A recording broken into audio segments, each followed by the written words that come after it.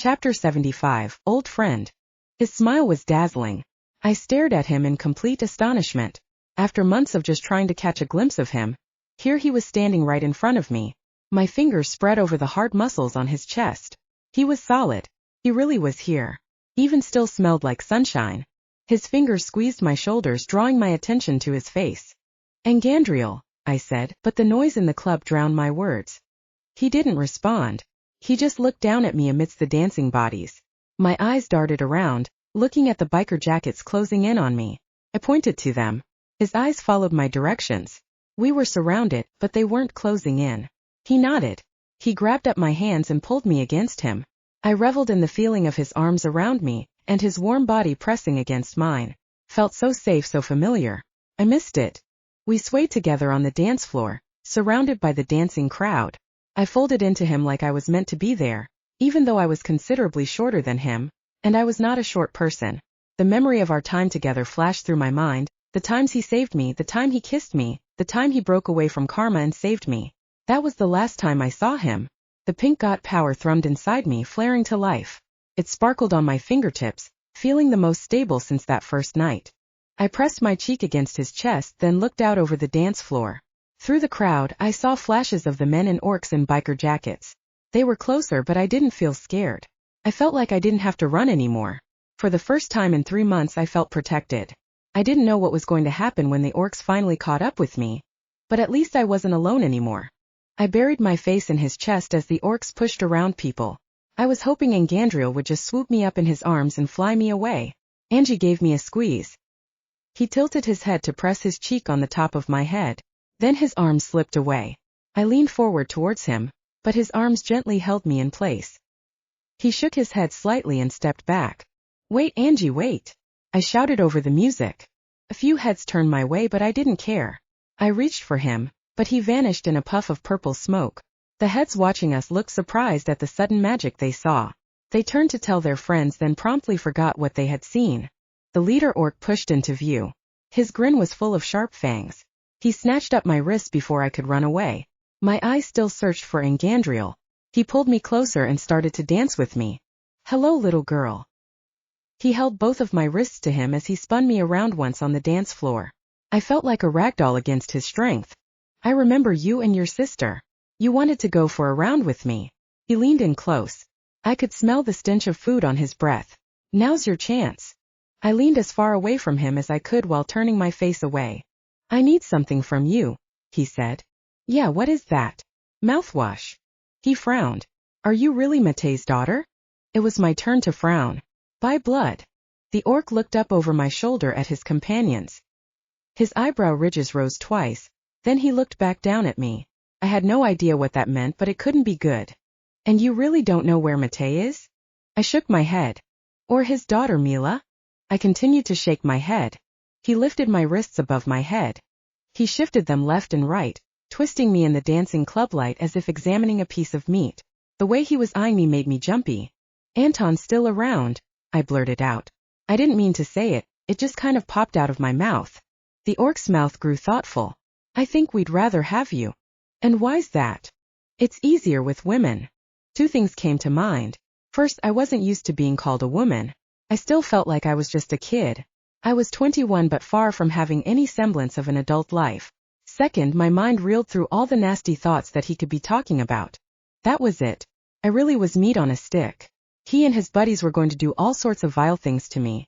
I could still feel that god power sparkling in my veins. I had better hurry up and use it before it shorted out again.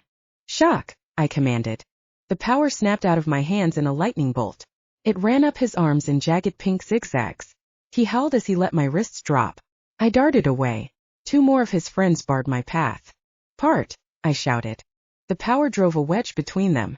I jumped through as they were knocked aside. I zipped between the crowd of dancing bodies back towards the main entrance. Another 2 men blocked the door. "Push." I held my hands in front of me.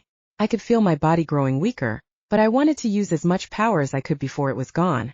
The 2 men were pushed against the wall to either side of the door. I ran through. I stopped on the edge of the street. I looked at the Hornet. My heart sank. There was no way I could get away in that thing.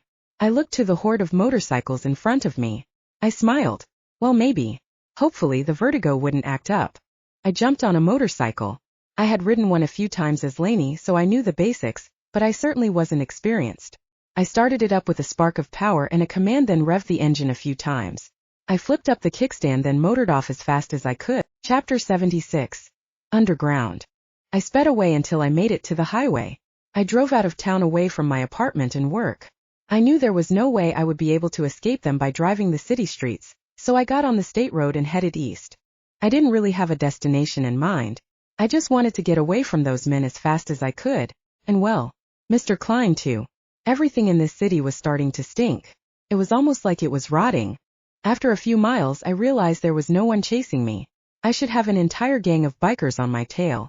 I mean, I freaking stole their bike. That was against some gang code or something, wasn't it? But still, no one was after me. So what did I do now? I kept driving. That's what I did. I just stayed on the road going east. I let my mind work over the last few days and even the few previous months, everything that had happened since the merge. I guess maybe I should go to Utah. I could visit Lanie's old house and the Nexus node. Maybe by the time I got there I could think of a fair trade with Karma. She would probably appreciate being summoned with a major node. An hour into the drive my phone buzzed. I pulled over to the side of the road to answer it, but it went to voicemail by the time I stopped. I apparently had missed 7 calls from Anton. I dialed up the voicemail on the flip phone and listened. You have 6 new voicemails. Press 1 to hear. I pressed the button to skip past all the annoyingness. Anton's voice rang clear through the speaker. Hey, Kia. It's Anton. There are some guys here looking for you. They are kinda big. They got guns. Do you think maybe you could come home? I pressed the button to move on to the next one. Kira. Anton again. Hey, I really need you to come home.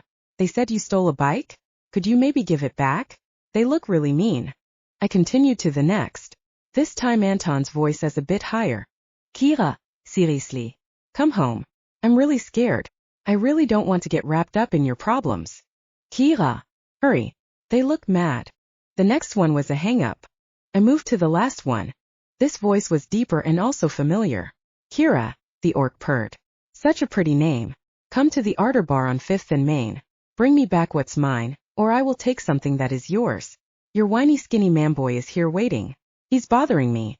Hurry. Shit. I flipped the phone closed and jammed it back in my pocket. I revved the motorcycle engine and spun it around on one foot. I punched it forward back west towards that rotting city. After yet another hour I was back where I started. I pulled into the Ardor Bar. I stepped off the motorcycle. My arms were tired. My whole body felt like it was vibrating. I threw my purse over my shoulder and headed in. The stairs lowered down into the pavement to a double entrance. An ominous-looking giant stood at the door with his tusked teeth and underbite. He pushed the doors inward, allowing me entrance. The bar spread out to either side in a U shape all around the central area. Several bartenders serviced the bars. There were tables and seats everywhere. A pool table and video lottery were through a doorway at the right. The left side looked like a private room. Another 2 rooms disappeared in the back. Stairs climbed the sides over the bar to more intimate seating areas. Another bar sat in the middle of the back wall between 2 doors. Anton sat in the middle of the bar tied to a chair and gagged. There were about 30 jacketed creatures in the bar. They ranged from human and orc to various other things, most of which I couldn't even fathom a name for. I stepped forward. All heads turned towards me. The bar grew quiet. Someone even turned the music off. The big familiar leader orc stepped forward, barring my path to Anton. Hello, Kira. He growled, but he made it sound like a purr. I told you I don't know where Matei is. I don't know where Mila is. I don't know what else you want from me. Just let Anton go. He didn't do anything. The orc held up his hand to halt my spiel. I flinched away like he was going to slap me. The corner of his mouth smirked around his tusked teeth. Calm yourself, Kia. Anton is fine. He is completely unharmed. See? He indicated behind him by turning halfway to look at him. I'd say he looks comfortable. You call gagging him comfortable? The orc sniffed a laugh. No, that was for our comfort. He talks too much. I wanted to laugh at that but couldn't bring myself to. I looked around the orc. Anton? Are they treating you well? He tilted his head to the side in response as if saying mostly. I shifted my attention back to the orc. What do you want from me then? A man with pointy fox-like ears and tinted pink skin stepped forward. The orc nodded and held the palm of his hand out to me. I looked at the orc. He nodded with narrow eyes. I hesitantly touched my palm to his. He closed his eyes. I could feel something searching me like the air around me. I focused and could see his green aura wrapping around me, probing at my limbs. He pulled away and looked back over his shoulder. He nodded at the orc. She is the daughter of Matei Popov. I told you I was. Now what do you want? The orc stepped closer to me. He smiled a big pointy tooth grin. Okish. I blinked at him in surprise. Silence spanned between us. The spectators around us felt like they held their breath as they watched me.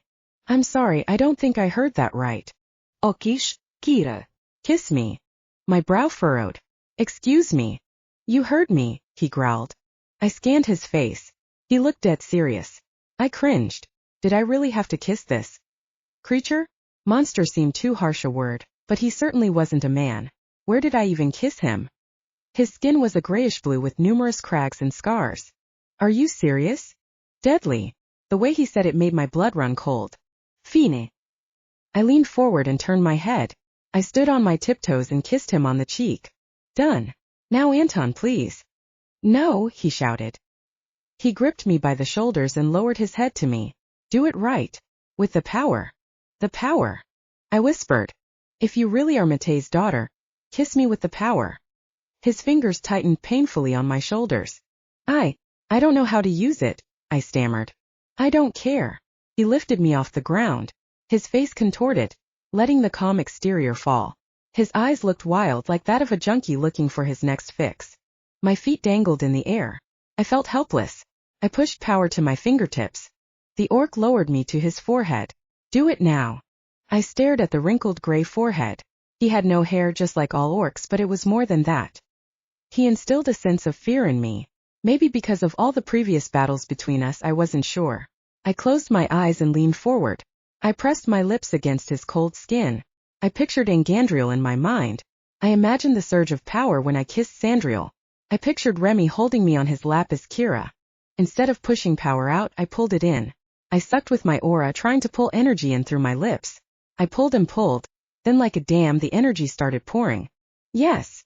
The orc moaned in pleasure. I pulled harder, sucking in as much power as I could. I wasn't sure what to do with it, so I sent it to my injuries. I could feel it mending my muscles and working at organs. The orc's arms started to tremble. He pulled me away from his forehead and set me on my feet. I opened my eyes to see his were still closed. He looked euphoric. The room seemed to let out a collective breath. I felt someone at my side. A burly-looking man with a goatee and a biker jacket knelt. Me next. When I didn't move, he grabbed my hand and put it to his lips. Please, he begged. His lips were warm and his facial hair was soft. I pulled in his energy too. It felt different, warmer. The orcs felt strong and cold in comparison. Come to think of it, Sandriel's had felt like a shiny star. I kept my eyes open this time. I could see the green of this man's aura dimming as I drew on his power. The man's face turned to pleasure just like the orc's had. His pants tightened below his belt. I could feel my face growing hot. I quickly snapped my eyes back to his face. That was too hard to look at too. Instead, I cast around the room. The others crowded around me. They started kneeling around me. One giant snatched up my hand. He pulled me a step to the side, closer to him, then placed his lips on my hand. His power felt different too. I wasn't sure what to do with all this new power. I lined my aura. I filled the reservoirs of my demon tattoos, buffing their power. I strengthened the healing of my muscles. I created deep wells within my soul, then filled them. I switched from creature to creature, sucking their power and apparently giving them some sort of pleasure fix in return. Anton had been mumbling behind the gag for some time, but I was too busy to pay him any heed. He gave up after a while. As the bikers got their fix, they left and sat to enjoy themselves, making room for their brothers in front of me. Now that I was on to the last man, Anton started up his complaining mumble again. When I finished, I withdrew my hand. I felt full, like I just ate my third serving of Thanksgiving dinner. I looked up to my left as I swayed on my feet. The leader orc stared down at me. Recovered from his pleasure hit from me.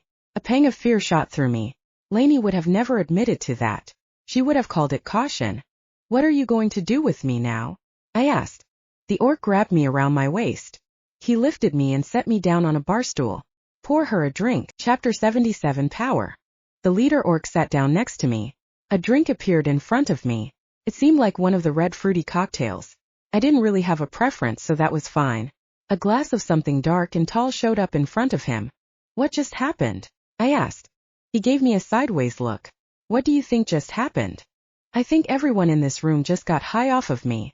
He chuckled. Well, probably. It sounded like a rolling growl. He took a long drink, then set it down purposefully and turned to me. It's a little bit more than that. You just succeeded, Mate. Succeeded? No. Wait, no. I'm not in charge of anyone. I'm not a leader. I waved my hands in front of him as if warding off the responsibility. Kira. I'm not Kira. He frowned. The sister then? The one that propositioned me. I shook my head. My face turned a little red at the memory of Lanie fighting with the orc. I hadn't realized it was the same guy. I didn't want to say they all looked alike, that would make me feel spiciest, but I really couldn't tell. I'm both. I'm just one person. His forehead wrinkled further. Then what is your name? I don't have one yet. It's going to be very hard getting your jacket embroidered without a name. Then you probably just shouldn't. I don't want this. I don't want to be the queen of the bikers or whatever is going on here. You don't want to be the alternative. At least in this gang, we treat our beloved as royalty. In some harems they are only slaves. Beloved? Harem. I cringed as I looked out over the love-struck people in the room. Anton still sat tied in the chair, looking resigned to being the centerpiece. I have to have sex with all these men? My voice sounded a little incredulous. He shook his head. No. Just share your power with them. You don't need to have sex with them. That is up to you. But they will treat you like a queen. We respect our beloved in this gang. What did Mate do with them? I asked. He looked out over the crowd. Mostly he looked after us. People do best with a purpose and he supplied us with that. When he was gone, we struggled. Not only were we deprived of his love, but also his leadership. I don't think I can fill those shoes. You don't have to. All we need is your power, but... He took another drink. They will do anything you ask. I can't be a leader. I can barely take care of myself, let alone Anton. I work double shifts and night shifts just to pay rent. I have no real career. My car is breaking down. My life is a complete mess, and now you're asking me to run a biker gang. Maybe you seek purpose. I was quiet a while. I sipped at my drink. I couldn't even get my brain to start thinking over this new situation. I was too busy pushing the power around inside me. I was mentally creating wells and filling them with power.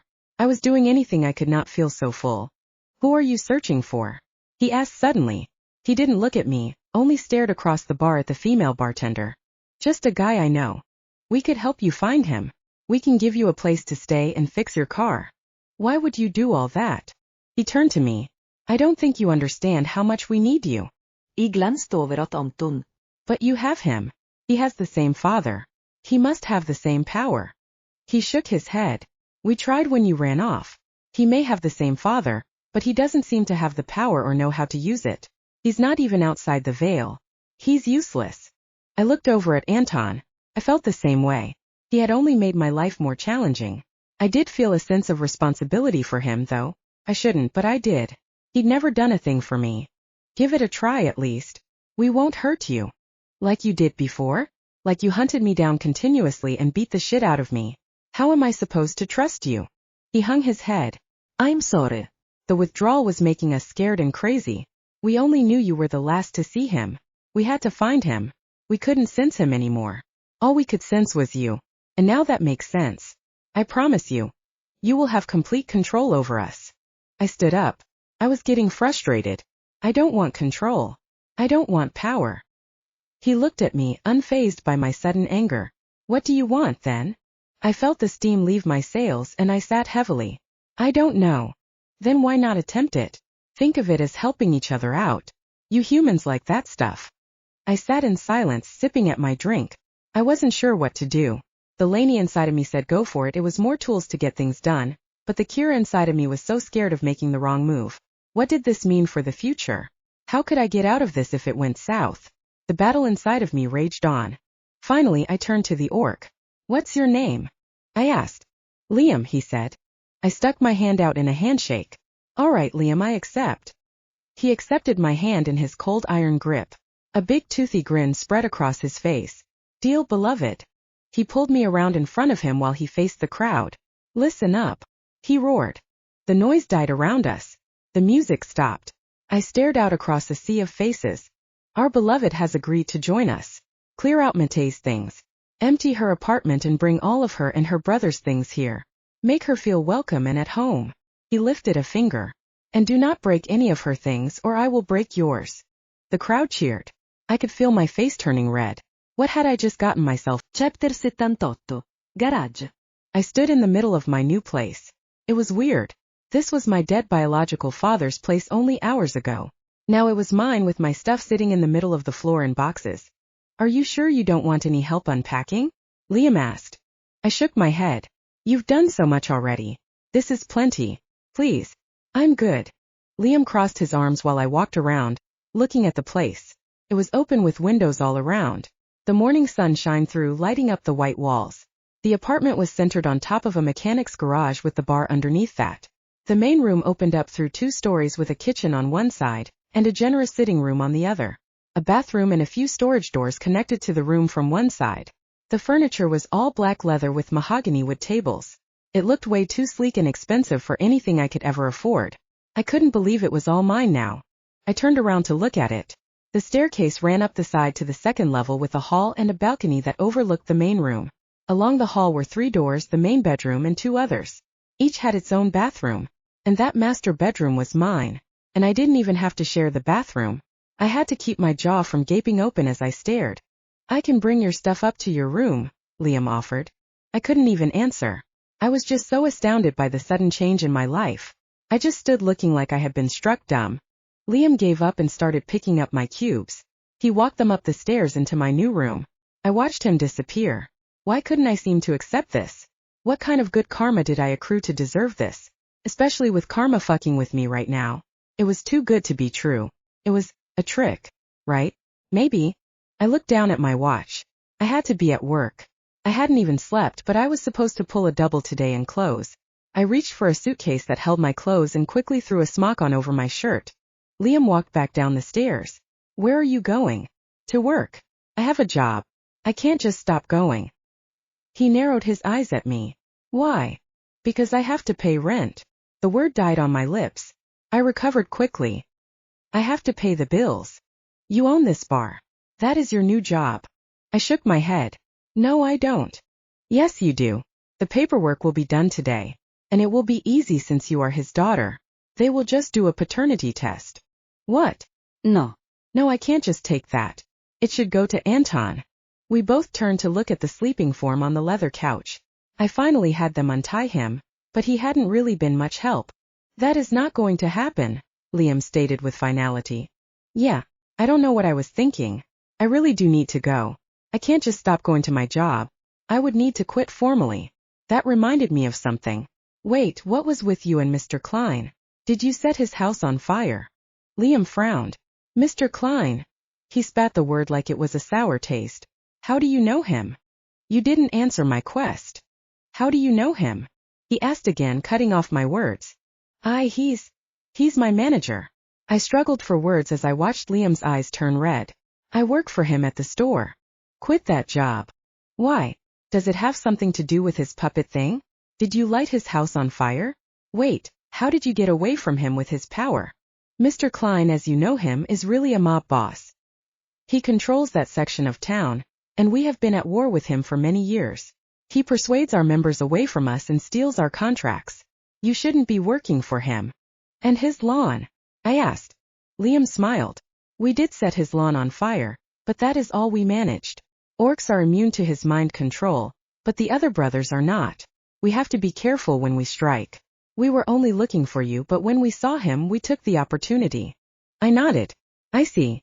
How did you find me? We tracked you using smell. Giants have a good sense of smell. I threw a light jacket on over my smock. Good to know. All right, I'm off. Have a good day. Liam grabbed my arm.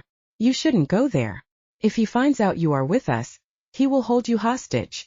I pried Liam's iron grip off my upper arm. Then he better not find out.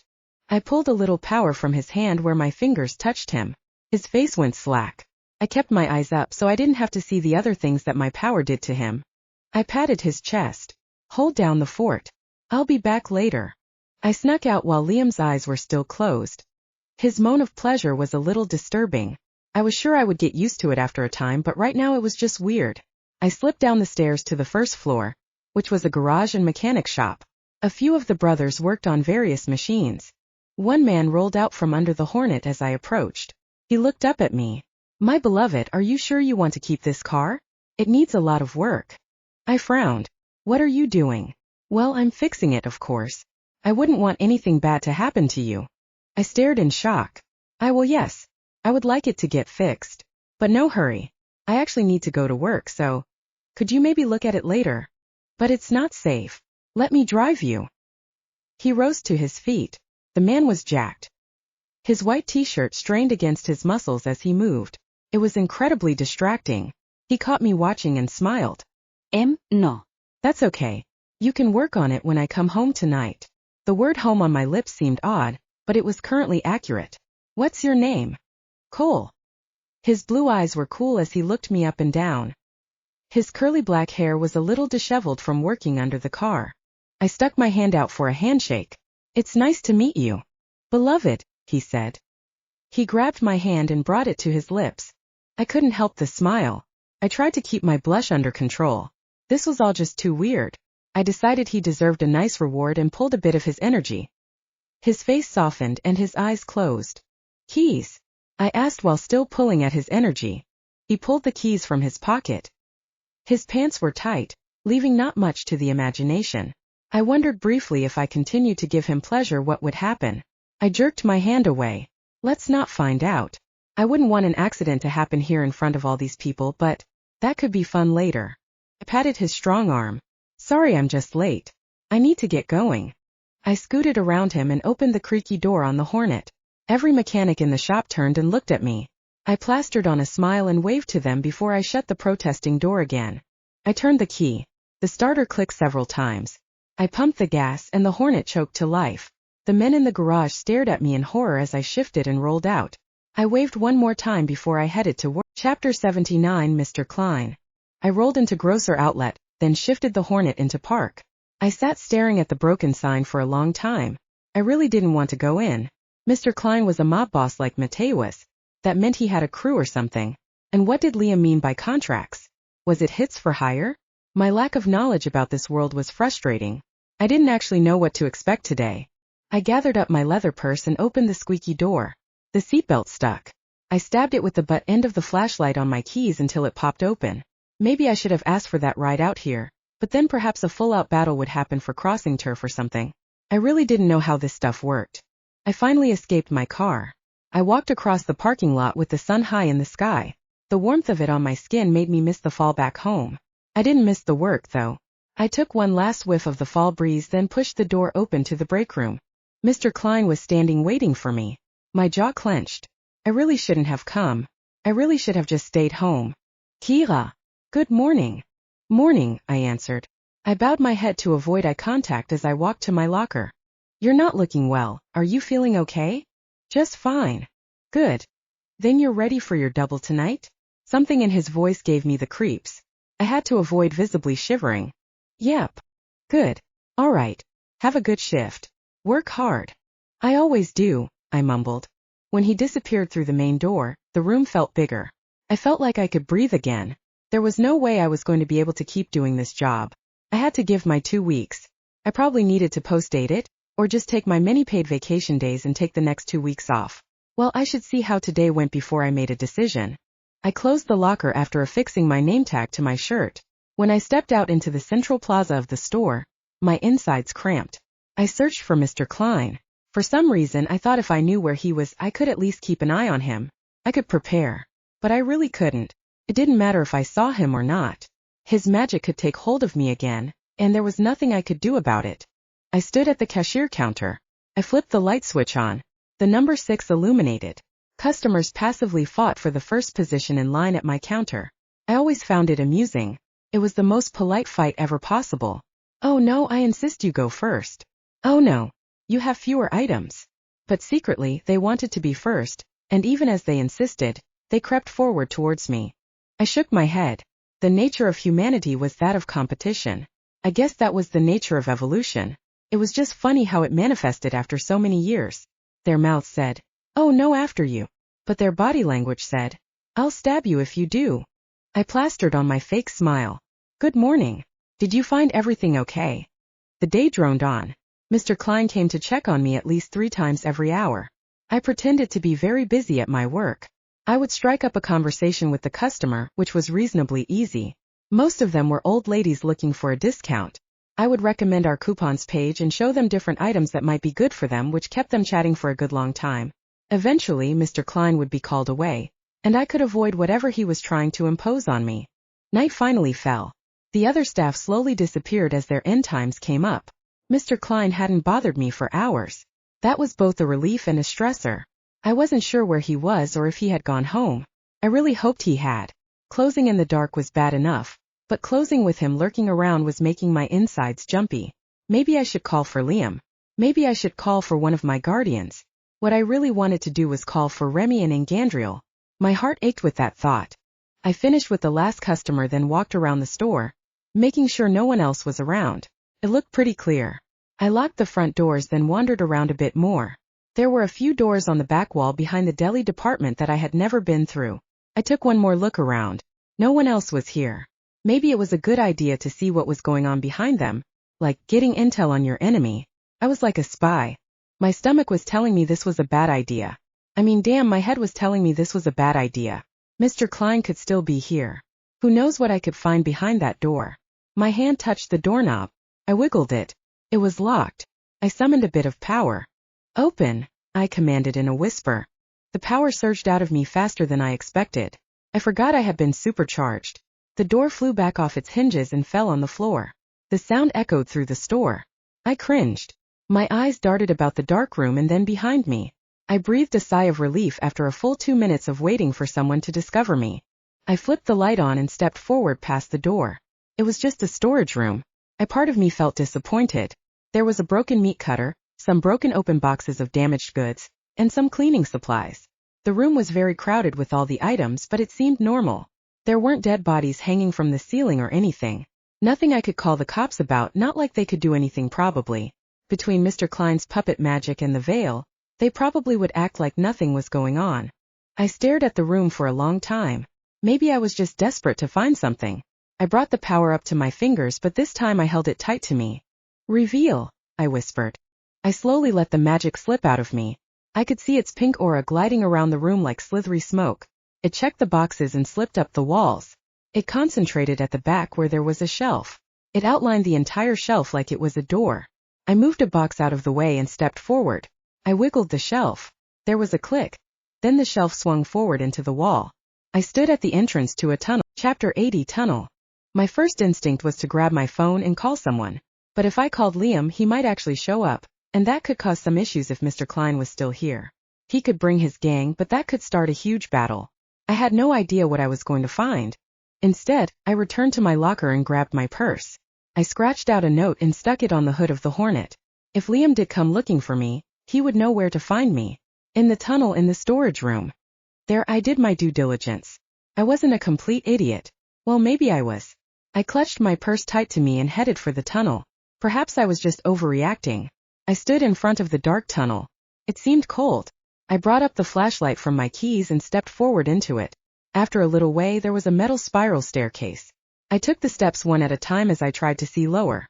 The staircase must have dropped 2 stories before it finally spilled out onto level ground. The tunnel continued forward. Maybe I should turn back. I hadn't found anything interesting yet. I should go just a little further. I continued my trek forward. I kept the light low to the ground, not that it would really help. The walls were stone bricks. They looked like they had been down here for ages. Certainly, this was way older than Grocer Outlet.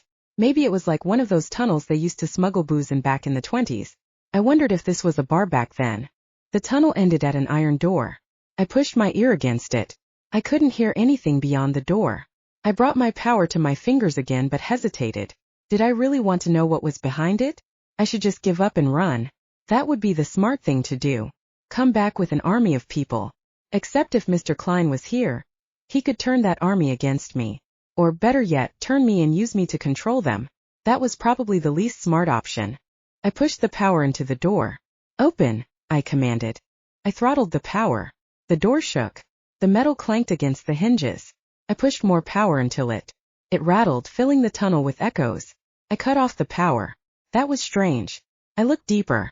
The door glowed with a red aura. If I had a guess, I would say the door was spelled with someone else's magic.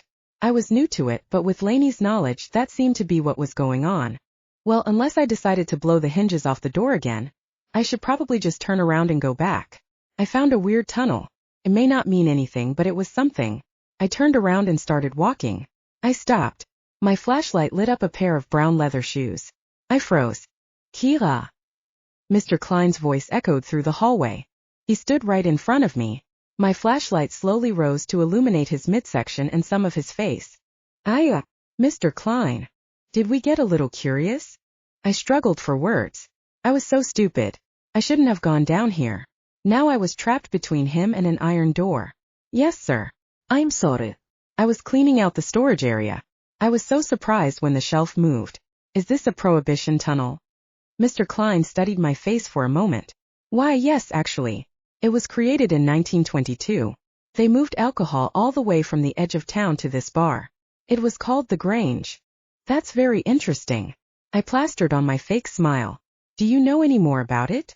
I started moving towards him like I was headed out of the tunnel. Of course. The Grange was not only a bar but the biggest gang hangout in town. They used to rob the train stations and hold up the banks. Those were good times. They were. I asked. I pointed my hand forward so he would start moving back towards the entrance. I knew if I distracted him with something interesting, he would completely lose track of what he was going to do. It was usually why I never talked to him, because I would get roped into an hour-long conversation about something pointless. Well, yeah. He started walking. The gang had 50 members, which at the time was a lot. They owned 3 stables in town, and after a good battle they owned this town. They had a great fortune. It was like a treasure trove. The way he said it made him sound like he was reminiscing about the good old days. What was your favorite story about them? That would be the time we took down a bank, shot up a dozen lawmen and another 20 that rode in from the city. He started climbing the stairs. Oh, I just mean we because I feel like we here at Grocer Outlet are an extension of them. We are an extension of a bunch of outlaws? We aren't stealing from people or killing anyone. Oh no, not like that. Just like an evolution of our history. Right. Tell me another of their stories. I wanted to keep him talking so he would keep walking, and I was now wondering if he was way older than I initially thought. There was this other time where they hung all the men in the streets and took their women and children. That was how they got the whole town to be loyal to them. That sounds awful. No, that is just how things were done back then. It wasn't about money but about loyalty. Right. I needed to get the fuck out of here. Loyalty is very important. It is. If they are not on your side, then you need to make a show of it. It's too hard trying to control people you can't trust. He pushed open the shelf. You have to exploit the weaknesses, right? Exactly, Kira. See, you understand. He turned to look at me. I nodded. I inched around him to the open door of the storeroom. See, it is essential to have complete control of your minions. I tried to step back away from him through the door. My foot wouldn't move. I focused on the auras. His black aura was wrapped around me. I didn't even feel it until he tightened it like a noose. And Kira, I want your loyalty. He stepped towards me.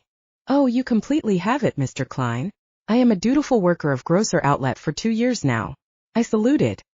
He still hadn't taken hold of my arms yet, but I could feel them move like they were caught in a snare.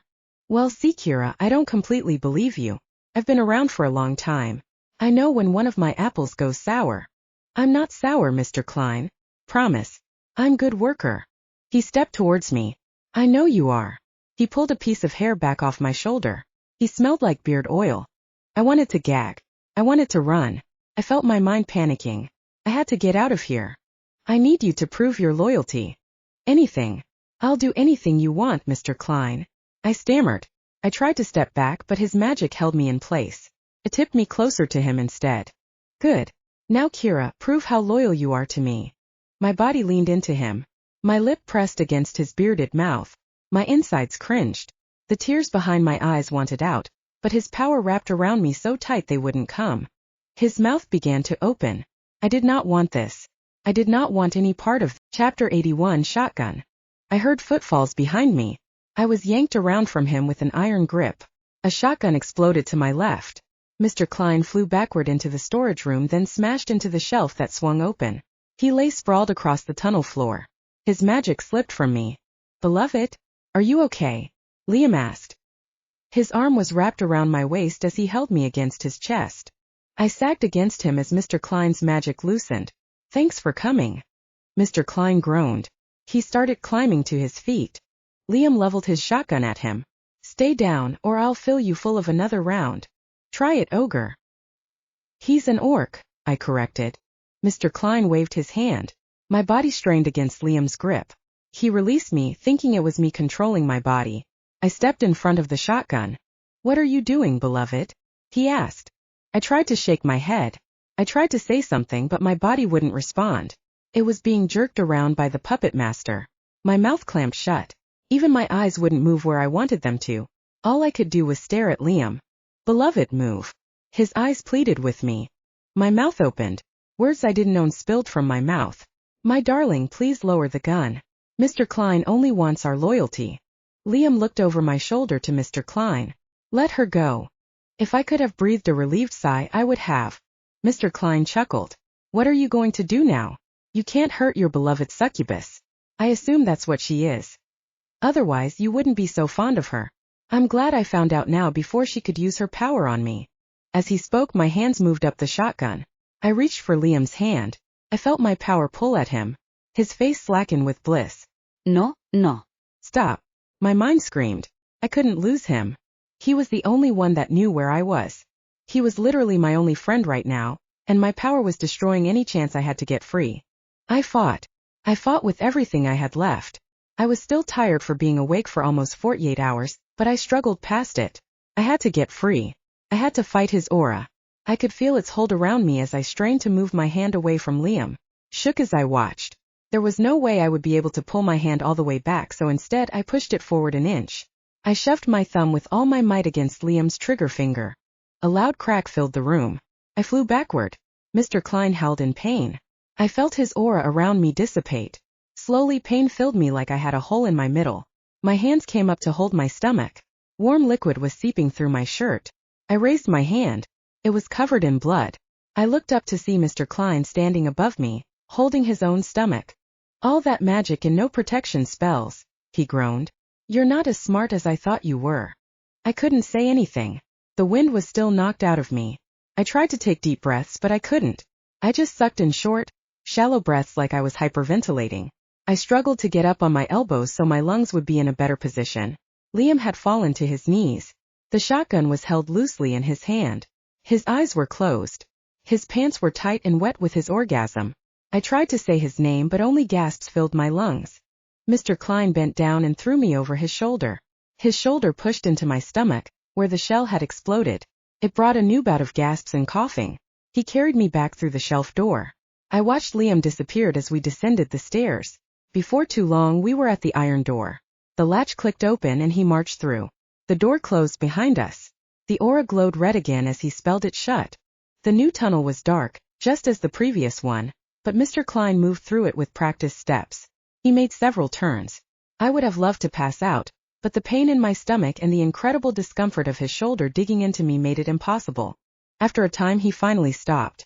I couldn't see what we stopped, but he was mumbling something under his breath. There was a click, then he walked forward. Another iron door closed behind us. This room was lit. He spun me around and sat me on a chair. It sat at a long table. The room was filled with them. There were long red runners down the center of the table. The chairs were tall with the same red in the padded center. Gold chandeliers hung from the ceiling with matching wall sconces. I held my stomach.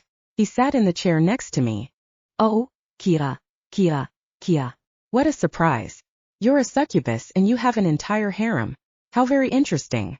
First, I just thought you were pretty. Well, sad, lonely, and dreary, but still pretty. Now I find out there is much more to you. You never did introduce me to your boyfriend all those months ago. If you had just appeased me then, well, maybe I would have let you slide, but it was so disrespectful. Now I find out you have more than just a few boyfriends. He hissed at me a couple of times as he smoothed out his beard with both hands. Color me surprised, he said as he looked me up and down. What? No questions for me. I glared at him as I held my stomach. Right. Well, up you go. I have a store to close and a door to ward. I can't have all your little boyfriends traipsing around looking for you. He walked his fingers along the table towards me. He grabbed at my wrist and hauled me to my feet. I hunched over my stomach as he dragged me after him. We reached a dungeon area not far from the sitting room. It was an authentic-looking dungeon with grated cells and prison cots. He pulled me along and pushed me down on the cot. "Be a good girl. I'll come to check on you in the morning." He disappeared back down the hall. I looked around at the prison cells. I wondered how often they were used. They seemed clean enough with no cobwebs. I leaned back against the cold stone wall. I used the magic I had gathered earlier in my wells to mend the wounds from the shotgun blast. I wish it had been this easy to pull magic when I needed it. I felt for Liam. After he recovered from his large dose of bliss, he probably felt terrible. Well, maybe. I could only guess, but I know I would have. It also looked like I knew what would happen if I sucked too much of someone's power. They get a little too excited. I frowned. But there was something else. As I was forced to drain his power, it almost felt like I was draining his life. How close had I been to taking everything? Could I have killed him? I curled up into a ball on the cot, letting the magic work at my injury. At least I was finally going to be able to get some sleep. Chapter 82, Dungeon. I woke up slowly. My stomach felt tight. I could feel the new skin that knitted across it pull as I stretched out my cramped legs. I opened my eyes to the gloomy dungeon. I had no idea what time it was. The wall sconces were still on, so everything looked how it had been when I'd fallen asleep. I slowly stood and stretched again. I started pacing in my cell one step at a time. I wondered if Mr. Klein would bring me food. I wonder if Liam was okay. I wondered if anyone was coming to get me. I stopped. I still had power. I could get out of here. I faced the grated iron and placed my hands on it. I summoned power to my fingertips. Open. My pink power sparked under my fingertips, sending a painful jolt to my heart. I flew across the cell and hit the stone wall. I slid down it like a swatted bug. I gasped in a breath as my heart sped. "Okay, no magic then," I said to myself. "Reveal," I commanded. My daggers slipped from my skin to my hands. I slashed them at the grate. Their metal clanged. White and dark sparks burst from them, but the grate remained. Humph. I used the Aurora sword in its dagger form to cut my hand. I dripped a circle of blood with a few runes. I stood outside the circle. I summon. The blood disappeared into the floor. "Damn it. Are you trying to break out?" Mr. Klein's voice. I jumped and spun around. He was holding a plate of eggs and toast on a tray with some orange juice. He opened a slot in the grate and slipped the tray onto a table in my cell. "How are you feeling?" he asked. I crossed my arms and stared at him. "Are you not feeling talkative this morning?" I continued to glare at him. "Well, don't worry. I'll get your shift covered for you today. I can't have my best employee's reputation tainted." He stared back at me for a minute. "Okay, well, have a good day. I will be back with lunch later." He turned to leave. "What are you going to do with me?" I asked. He stopped. "Why, Kira, don't you know? I am going to make you loyal to me." "How?" The smile beneath his beard creeped me out. "You'll see," he said as he walked away. "Enjoy yourself." When he left, I sat and ate the breakfast at the little table. Hours crept by. I made use of them by doing some bodyweight exercises. Then I did Tai Chi. I was in the middle of a set of push-ups when Mr. Klein appeared on the other side of my cell with a chair. His eyes roamed my body as I stood up. My yellow smock was wrinkled and stained with blood. There were burnt holes where the shotgun blast had scattered its shot. My breathing was a little heavy from my workout, and sweat glimmered on my skin. I saw him take it all in. It was almost like he was sniffing the air too. The more he stared, the more my skin crawled. "How are you feeling?" he asked. I narrowed my eyes at him. How did he think I was feeling? I got shot. I was his captive. I was feeling fantastic. When he realized I wasn't going to say anything, he set the chair down so the back was facing my cell. He sat on it so his elbows draped across the top of the back of the chair. He set his chin on his forearms and stared. I crossed my arms and glared at him. After about 10 minutes, I realized he was going to do this all day. He was going to sit here and watch me all day long. Either I had to say something or I had to ignore him. A million things ran through my mind. All of them heated. Nothing I could say would make my situation any better. But if I didn't say anything, that might actually piss him off. I broke the staring contest. I breathed out a breath and started the first form of my Tai Chi again. If I was going to be stuck in here, then I was going to make use of it. I was usually working on paying rent, but now I had all the time in the world. After an hour, I released the last pose and sat. Mr. Klein was still staring at me. He wasn't asleep.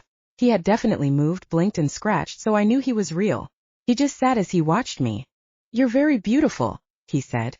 The sudden noise in the quiet dungeon made me flinch. I glared at him again, then turned away slowly. I knew he was playing a game with me. This was his version of torture, and I was starting to feel it. He watched every move I made. I was so used to being invisible, and for someone to pay so much attention to me all of a sudden made my insides squirm. Especially since it was him, the creepy manager that had been creeping me out for the last 2 years. I dropped down to the bed. My stomach grumbled. It must have been well past lunchtime. Maybe it was almost even dinner time. Mr. Klein seemed to be neglecting his duties as a store manager too. I lay down and pulled the sheet up around me. I wasn't that tired, but I didn't know what else to do. It took a long time to fall asleep, but I finally did. I wasn't sure how long I was out.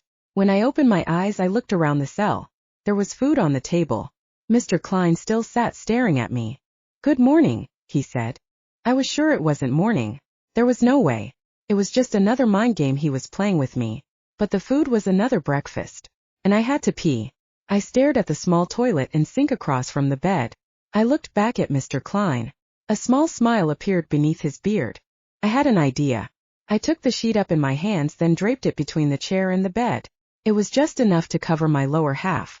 Before I walked away, my hand grabbed the sheet and pulled it down. I glared at Mr. Klein. I focused on his aura. I could see his black magic wrapped around my hand. It released and my hand dropped the sheet on the ground. I snatched it back up and tried again. His magic took hold again, ripping down the sheet. This time I pretended not to care. I did care. I definitely totally did care, but this was a battle of wills. I had to act like nothing he did got to me. It was just like when I was little. Anytime I showed that my brother annoyed me, he would do it tenfold. If I didn't care, he got bored and left me alone. I just had to do the same here. If Mr. Klein wanted to watch me pee, then I had to act like I didn't give a fuck. But that was hard. It was humiliating. It made me feel small and weak. I wanted to rage and scream and break things, but that would be a reaction, and he would know he'd gotten to me. So instead, I undid the button on my slacks, then pulled down my pants and underwear. I had to keep my hands from moving too fast. I didn't want to show him my fear. I just had to do it like he wasn't here, like he wasn't watching, like he wasn't enjoying every moment of this. I finished my business and washed my hands. I sat at the table and ate. I stared through him like he wasn't there. I just let my eyes glaze over as I looked in his general direction. Let's see how he felt about that. I ate the pancakes and eggs. I downed the juice. I took my time, taking a very slow bite and chewing everything before I swallowed and put more in. When I was finished, I washed the dishes and set them on the table, so the smell of old food didn't fill the cell. I couldn't stand that smell. I knew Mr. Klein watched my every move, but I didn't look at him anymore. Anytime I looked that way, I unfocused my eyes and gave him a vacant stare. I stood in the middle of the cell and practiced my Tai Chi again. I had to modify it so that I wasn't taking many steps. Felt more like yoga poses. I still didn't look at him. I could hear him moving more and more as he grew anxious. I wondered how long he could keep this up. I wondered if I was starting to irritate him. After an hour of me running through poses and him shifting every 30 seconds, his phone rang. I flinched but went right back to my movements. "Hello." Mr. Klein answered the phone. No. No. "1 second, I'm on my way." Mr. Klein stood from the chair and disappeared down the hall, leaving me alone with the chair. I plopped down on the bed in relief. I didn't know what was worse, having him watching me or not knowing what he was. Chapter 83 Shock. More hours passed. I slept a little. I had no idea how long I had been in here. Could have been a day. Could have been a week. It had only been 2 meals, so maybe it could have only been 12 hours. I really wasn't sure anymore. Thinking about it was starting to drive me crazy. I was hungry again, but I knew when I was bored I got hungry. I thought about Liam. I thought about Remy. I thought about Ingandriel. My mind wandered all over the place. I spent a lot of time thinking about what was keeping Mr. Klein. That thought made my stomach churn. I wasn't really concerned about rotting away in here forever, at least not yet.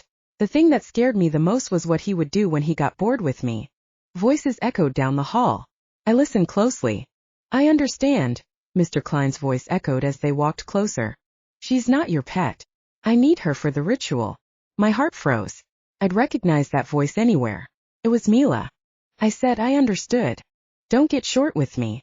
You may be the leader of the low lives around here, but don't forget who I am," Mila snapped. Her voice was still hers, but the tones were much sharper than when she had been herself. "Yes, Dark One." Footsteps followed. Mr. Klein appeared and sat on his chair facing me. He leaned his bearded chin on his hands over the top of the chair and watched. I pretended to be asleep. He sat for a long time without moving. I waited. Hours went by. I replayed their conversation over and over. He was working with the darkness. That meant Remy was here somewhere. This was the closest lead I had on Remy since I killed my mother. My lips formed his name, but I didn't dare say it with any voice.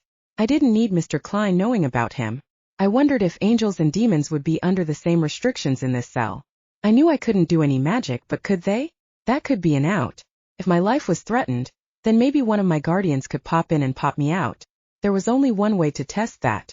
I decided to wait until Mr. Klein left again. Took forever, but eventually he did. I climbed from the bed. My muscles ached from being still for so long. I took the clean butter knife off the plate. This was going to be hard. I sawed at my skin on my wrist. Slight red marks appeared, but not even a drop of blood. I would have been better off trying to cut myself with my own nails. The knife clattered to the plate. I looked around for something else. There was nothing sharp. I could stab myself with a fork or even a spoon, but neither of those seemed like a great idea. If the knife wouldn't do the trick, then those would be fairly useless. Wait. I could heal myself once I was in the cell. I could do any magic outside my body, but could I do it inside?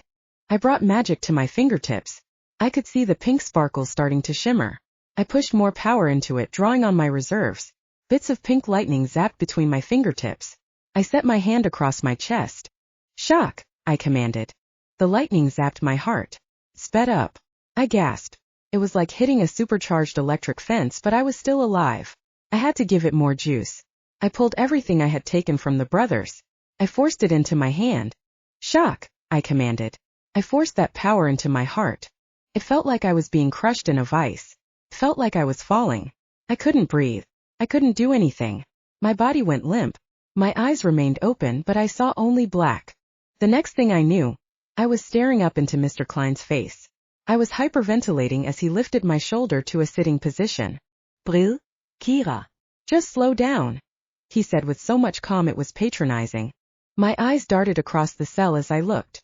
None of my guardians had shown up, new or old. But the cell was open. I gasped in longer, slower breaths. I had used up my magical reserves, but if I could just gain enough breath I could make a run for it. Mr. Klein was rubbing my back. The feel of him touching me made me cringe. I slowly sat all the way up, then used the bed to climb to my feet. Easy now, he said as he helped me up to the bed. I didn't sit. I was overacting my gasps as I pulled them in one long wheezing breath at a time. I could this. I just had to act fast. Here's hoping my body was up to the challenge. I pulled my arm forward, the elbowed Mr. Klein in the gut.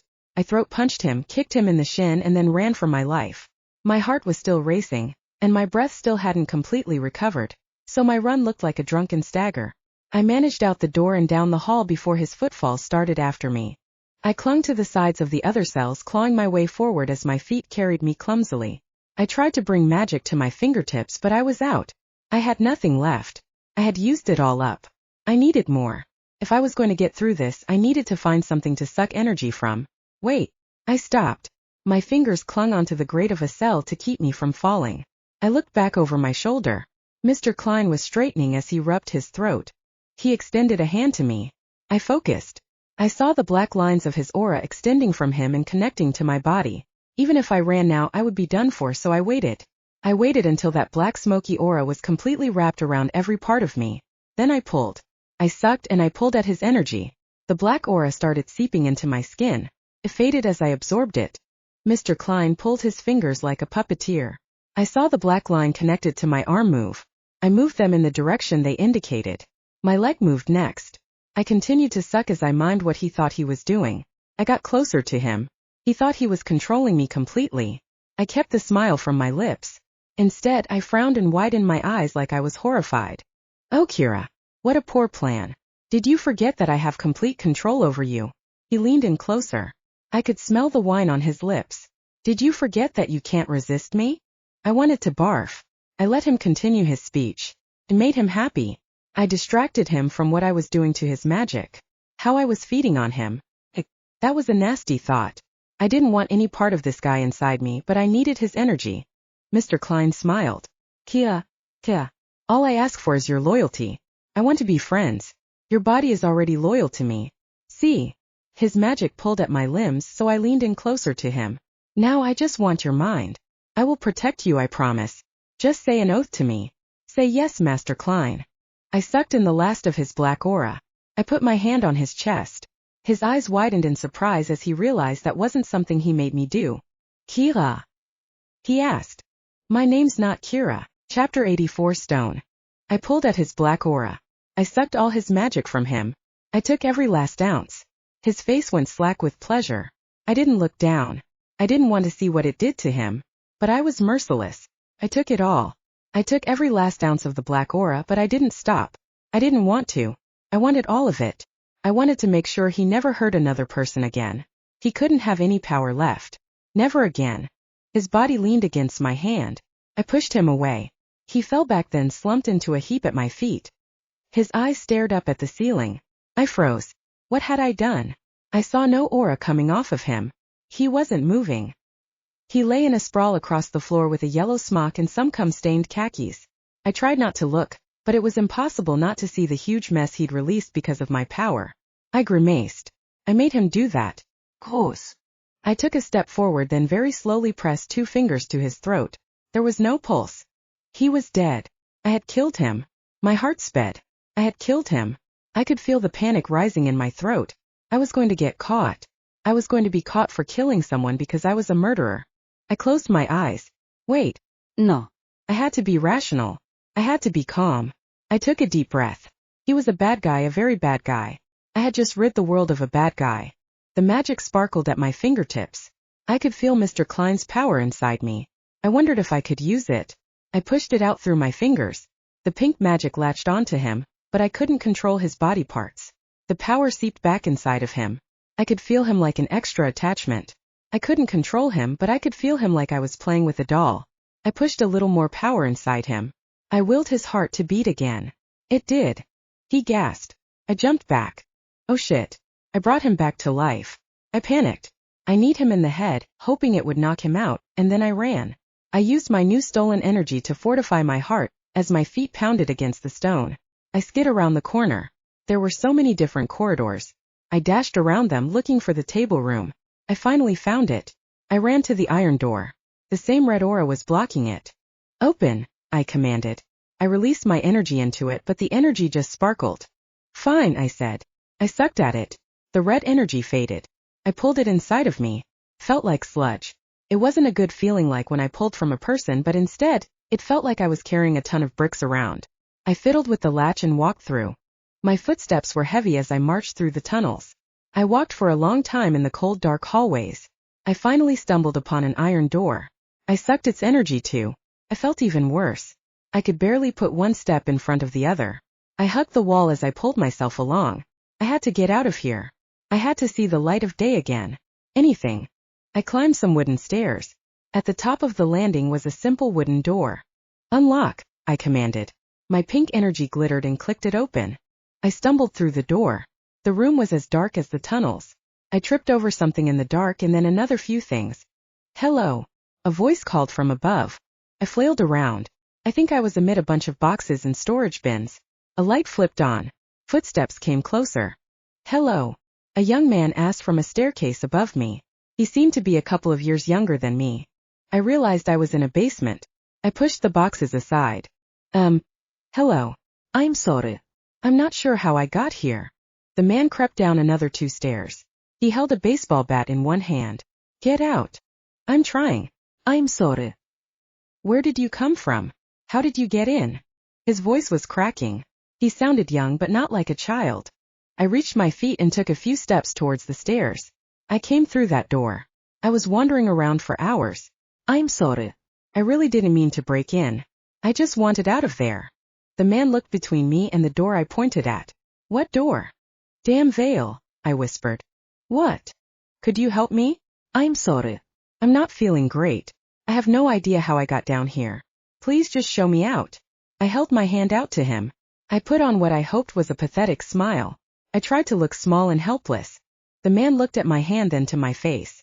His bat lowered ever so slightly. All right, come upstairs.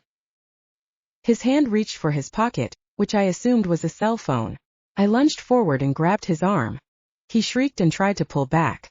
I pulled just a little energy from him and he relaxed. His pajama pants turned into a tent. I sighed. What a horrible power. What's your name? I asked. Jesse, he said as if he was in a daze. Jesse, can you just let me borrow your phone for a minute? Yeah, sure. He handed the phone over. I tapped at the phone until I found the phone number to the order bar. Called it. Hello. A woman's voice answered. Is Liam there? No, he's out. Is Anton there? Who's Anton? My brother. We just moved in upstairs. Oh, wait. Kira. I squeezed my eyes shut. Yes, sure. Kira, can I talk to someone in charge? They have been looking everywhere for you. There is a huge gang war right now. Most everyone is out. Great. Okay, well, can you send someone to get me? Yes, certainly. Where are you? I looked at the young man in front of me. He was blinking as if my magic was wearing off. I pulled a little bit more out of him.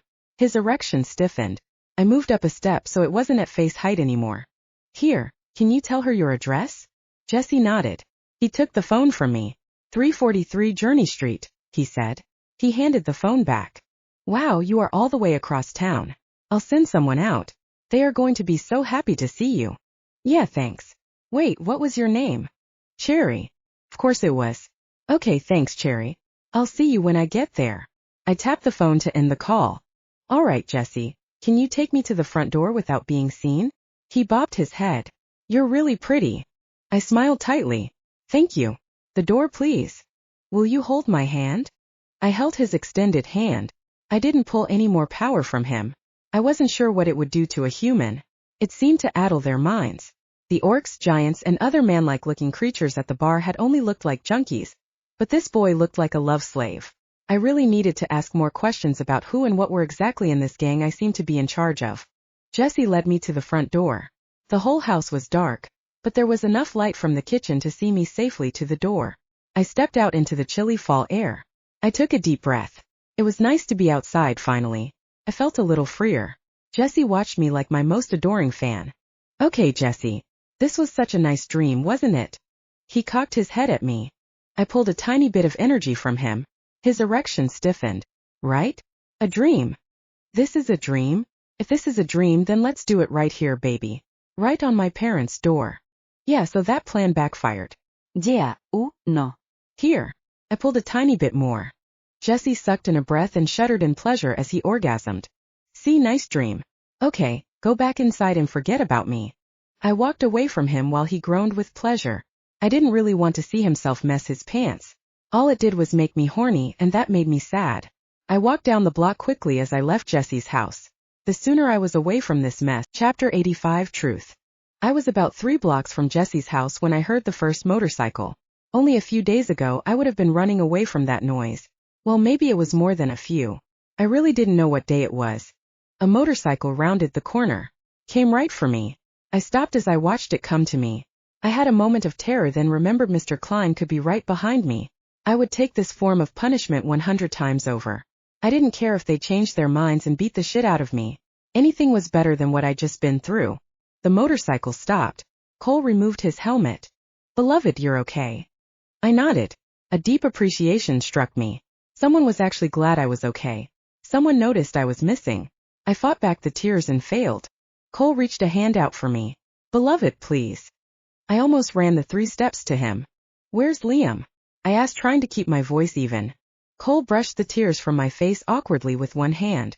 It's like he wasn't quite sure how to handle tears. He's on the front lines. Everyone is looking for you. Mr. Klein had me. Who are they fighting? The Grange. Liam guessed it would be Mr. Klein, but no one had a way in. The Orc brothers raided the place. They brought the giants in to sniff you out, but they couldn't get past a door or something. I know. There is a bunch of tunnels underneath the store. I followed one and ended up out here. Wow, really? This is house territory. That's a long trek. He looked me up and down. His eyes lingered on my bloodied shirt. I'm okay, really. I healed. I just want to get out of here. All right, hop on, let's go. A few more motorcycles pulled in behind us. Cole handed me his helmet. I swung my leg over. I traced the wings on his black leather jacket. I'd never gotten a chance to see them up close. It was an intricate embroider of a curvy woman with angel wings bent forward. blowing a kiss. Above it in scripted writing read, Arter Brothers. The motorcycles pulled in closer around me like bodyguards. Cole revved his bike and took off. My arms tightened around his jacket. I could feel the hard muscles beneath. I wondered briefly, since I was the leader, if I could take members to bed, or if it was just the touch that they sought. I pushed the thought aside. I didn't know if I was ready for all that, but it didn't keep me from enjoying Cole's body while we rode. I was careful not to pull any power from him, though. I didn't want him to get distracted, and we all crashed. It took 20 minutes to get back across town to the bar. Liam was standing with a group of other orcs waiting for me. His arms were crossed. His cheek was twitching just below his eye. We wove around the packed parking lot. There were so many motorcycles in the parking lot, more than the number of brothers I had seen the first night. There were maybe 70 or so bikes parked tight together. Cole pulled right up to him and parked sideways. I slid off the bike and pulled the helmet off. Liam's face relaxed a little. Beloved. Relief hit me. I was finally safe again. I could feel those tears threatening to fall. I wiped at them with the back of my hand. Are you hurt? Liam asked. I shook my head. I'm fine. I'm just happy to be back. I looked around. Everyone was staring at me. I felt so awkward. I didn't even know these people, yet I would rather be surrounded by an army of them than a single Mr. Klein. Beloved. Liam stepped forward. I wiped at my tears again. Stupid emotions. I was supposed to be some sort of leader, but I couldn't even keep my face in check. I broke completely and stumbled towards Liam. He caught me. I clung to his middle. I buried my face into the chest of his leather jacket and held on like a child. Very slowly, his arms came around me in a very gentle hug. It was like he wasn't sure what to do with me. Was it Mr. Klein? Liam asked. Yes, I choked out. I was trying not to sob. I was trying to push it all back down. Liam's voice rose over the crowd. It was the Grange crew. We are now at war. I want their buildings destroyed. I don't want a single member left standing. They dared to take our beloved. Burn them to the ground. Voices rose in a cheer behind me. Motorcycle engines started revving. The noise was utterly terrifying, but it was all for me. I pulled at Liam's jacket. He bent to hear me, but my words were lost in the noise. He bent further and lifted me like a doll. I clung to his neck while my feet hung. He walked me down the stairs into the bar and set me on the counter. He pulled back to look at me. I grabbed his jacket before he could step too far away from me. Even with me sitting on the counter, he was still taller than me. The look of worry that washed his orc face twisted my stomach into knots. I should be terrified of this monster, but that wasn't what I felt. I felt guilty. I felt terrible for making him worry so much about me. He waited for me to find my voice. At first my voice came out small, but after a few words, I was able to talk almost normally. Mr. Klein. He's working with the darkness. The darkness killed Mila and Matei. It's wearing Mila like a suit. So, you did know what happened to Matei? I dropped my eyes. It's only a guess. I know what happened to Mila. I assume the same thing happened to Matei. I continued in a rush, lifting my eyes back up. Please don't send them into that much danger. The darkness is powerful. I don't want anyone to get hurt. Liam set his cold hand on my shoulder. The brothers need revenge. If we don't give them something to shoot, they will go off on their own, causing havoc with all the factions. They will be okay. We have called in brothers from our sister clubs in other cities. We have more numbers than them. They are underground in the tunnels.